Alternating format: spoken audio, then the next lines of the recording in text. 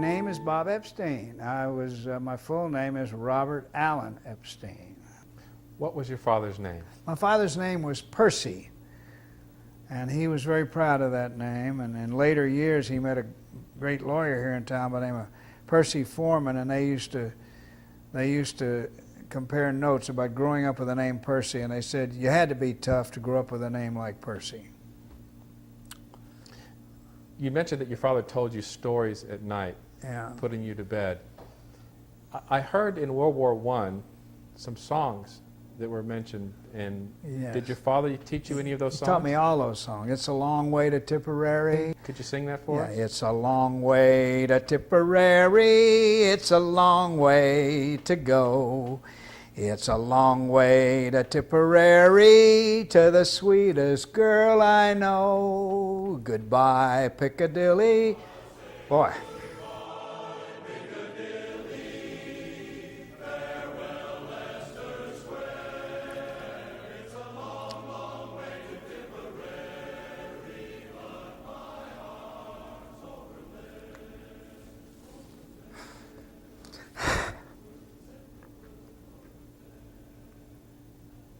I miss my dad. What was your mother's name? Fanny. Her name was Fanny with a Y. F-A-N-N-Y-E. No middle initial.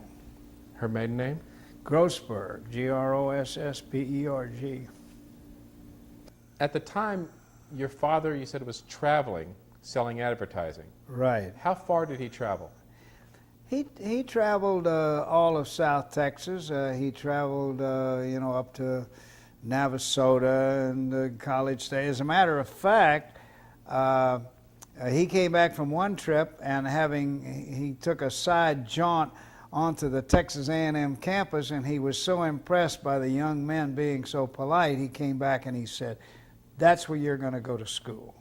And I had no idea about college or anything else. I didn't really think I was going to college, but my parents saw to it that I did, and that's where I went. You had mentioned that your father had mentioned about this place in College Station called Texas A&M. Right. Did you have any other exposure to Texas A&M? None. The only exposure I had to take, at some point, I think I was in Louisiana, I went to a movie, and I saw a movie called Brother Rat. It was about VMI. And that kind of set me off. I said, man, that's the kind of experience I want. What is VMI? VMI is Virginia Military Institute, and it's one of the top military schools in the country. And it was a lot of tradition, a lot of things that I really did like.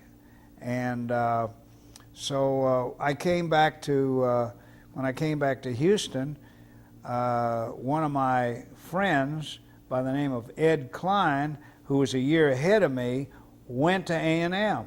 And he was a freshman, and I went by to see him one afternoon when I was still in high school, and he was putting on his uniform, and I said, "What are you doing?" He says, "Well, I go to A&M, and this." "As you dress like that all the time?" He said, "Yeah."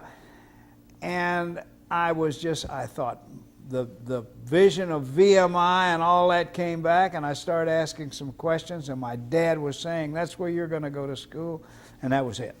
And so I made up my mind that I was going to A&M. In 1946, when the Aggies get together every year on April the 21st, which is the anniversary of the Battle of San Jacinto, and they commemorate that day, and they remember all of the people that died during the year. And it's called the Roll Call of the Absent. It's a very moving ceremony. And they call the roll, and a classmate will answer for them. In other words, they'll call the roll so-and-so, and a classmate will say here.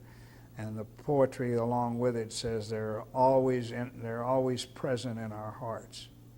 And it's a very, very moving ceremony. And so we wanted to rededicate Corregidor to those Aggies who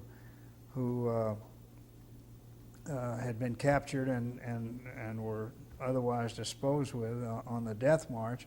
And so we came back there and we had our muster ceremony there. It was such a moving ceremony that it has become a kind of a signature of all musters. Every time you see anything about A&M or A&M muster, that picture is there. And you're in that picture. I'm in that, right. I'm in that picture.